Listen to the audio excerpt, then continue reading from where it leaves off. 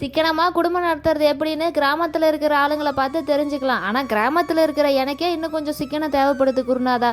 நம்ம எப்படி தான் பட்ஜெட் போட்டு குடும்பம் நடத்தினாலுமே மாதத்தில் 2 3 ஃபங்க்ஷன் அட்டன் பண்ணோம்னா கஜானா காலி ஆயிடுது. அதுக்கப்புறம் நான் பிறந்தது சாதாரணமான விவசாய குடும்பத்தில் தான். அதனால் சின்ன பிள்ளையிலேருந்து இயல்பாகவே இந்த விவசாய வேலைகள்லாம் எனக்கு ஓரளவுக்கு நல்லாவே தெரியும். அதுக்கப்புறம் இந்த வீட்டு வேலையெல்லாம் பார்த்தீங்கன்னா எப்போதும் பலமாக சாதாரணமாக நம்ம அம்மாக்கெல்லாம் இப்படி வேலை செய்வாங்க. அந்த மாதிரி சமைக்கிறது, வீடு சுத்தமாக வச்சுக்கிறது, துணி துவைக்கிறது, இந்த மாதிரியெல்லாம் தவிர்த்து எக்ஸ்ட்ரா வேலையாக எனக்கு என்னென்னலாம் இருக்குன்னா, வயக்காட்டில் வேலை இருக்கும், ஆடு மாடு பார்க்குறது, அந்த மாதிரியான எக்ஸ்ட்ரா வேலைலாம் எனக்கு கொஞ்சம் அதிகமாக இருக்கும்.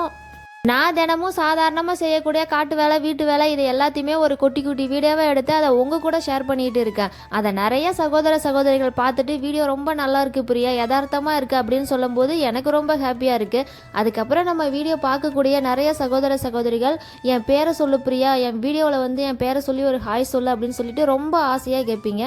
அந்த மாதிரி முருகேஷ் அப்படின்ற ஐடியிலேருந்து மேகலா சிஸ்டர் ரொம்ப நாளாக கேட்டுக்கிட்டே இருக்கிறாங்க. மேகலா சிஸ்டர் உங்களுக்கு ஒரு ஹாய். அதுக்கப்புறம் செல்வா கோல்ஸ் அப்படின்ற ஐடியிலேருந்து மேடம் ஒருத்தவங்க அப்பப்போ வந்து கமெண்ட் பண்ணிட்டு போவாங்க. அவங்க யாருன்னு பார்த்தீங்கன்னா என்னோடய கிளாஸ்மேட்டு 11th 12th படித்தவங்க.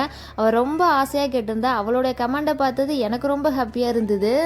காலையில் ஏஞ்சதுமே நம்ம அடுப்பை பற்ற வச்சதுமே பால் தான் காய வைப்போம். ஆனால் சில நாளுங்களில் இப்படி தலக்க மாற்றி நடக்கும். அது என்னென்னா எல்லாத்தையும் சமைச்சு முடிச்சுட்டு விறகடுப்பில் நல்லா தணல் கிடக்குமா, அந்த அடுப்பில் வந்து நம்ம பசும்பாலை போட்டு விட்டுட்டோம்னா நல்லா சுண்டை காஞ்சி போயிருக்கும். தயிர் போடுறதுக்கு அவ்வளோ சூப்பராக இருக்கும். அந்த பாலும் அவ்வளோ வாசனையாக இருக்கும், தயிரும் அவ்வளோ டேஸ்டியாக இருக்கும். அதுக்கப்புறம் மன்னார்குடியிலேருந்து மணிமேகலை அப்படின்ற சகோதரி ரொம்ப நாளாகவே நம்ம பேஜை ஃபாலோ பண்ணிட்டு இருக்காங்க. நேம் சொல்லியிருந்தாங்க. இவங்க வந்து டீச்சராக ஒர்க் பண்ணிட்டு இருக்காங்க. இந்த மாதிரி டீச்சராக வேலை பார்க்குறவங்க, அதுக்கப்புறம் காலேஜ் ஸ்டூடெண்ட், இவங்கெல்லாம் நம்ம வீடியோவை பார்த்துட்டு கமெண்ட் பண்ணும்போது எனக்கு ரொம்ப ஹாப்பியாக இருக்குது.